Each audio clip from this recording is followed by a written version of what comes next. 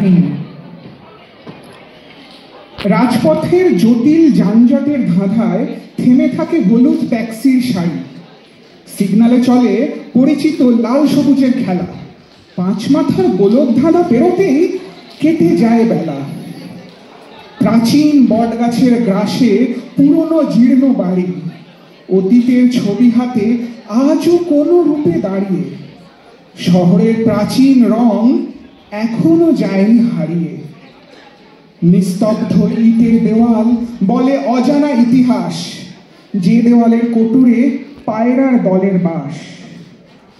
পুরনো ঘন্টা বাজাতে থাকা মন্থর ট্রাম রাস্তায় লিখে চলে শহরের সাদা কালো কাহিনী। অতীতের গল্পের বই ফেরি করে অবিশ্রাম। বিকেলে রোদ মেখে উড়ে চলে পায়রার দল। খোলা জানালা থেকে নিচে দেখি যে সরু গলির খেলায় মেতেছে দস্যি ছেলে মেয়ে। যে মাঠে জমেছে অসময়ে বৃষ্টির জল, সারা বিকেল চলে কাদায় ভেজা ফুটবল। পাতাল রেলের সুরঙ্গে ওঠে শিহরণ, রোমাঞ্চকর যাত্রা ময়দান থেকে বইপাড়া। দিনের সব লেনদেন যখন হয় সারা, ছেঁড়া জামার পকেটে যে কটা পয়সা হয়েছে আহরণ, মিলে যায় ক্ষুদ্র এক ভাঁড় চায়ের শান্তি। মিটে যায় দিনমজুরের সারা দিনের ক্লান্তি।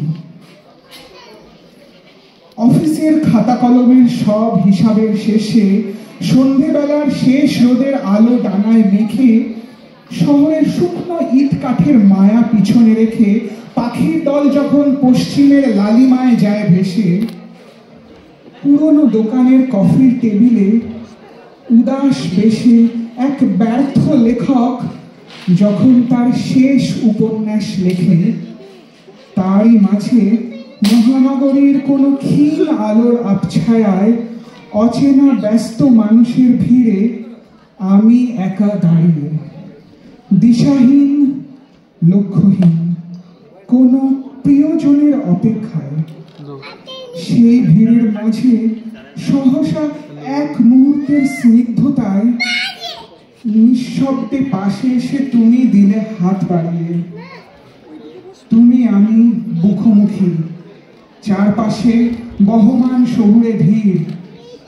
থমকে গিয়েছে সময়, হাত ঘড়ির কাঁটা হয়েছে স্থির। না হলো কোনো কথা, না হলো গল্প বৃথা, শুধু ছিল তোমার আমার নিঃশব্দে চেয়ে থাকা। না কেউ চেনে আমাদের, না জানে কেউ আমাদের কথা। এ কাহিনী শুধু আমাদের মনের খাতায় রইল রাখা। ধন্যবাদ।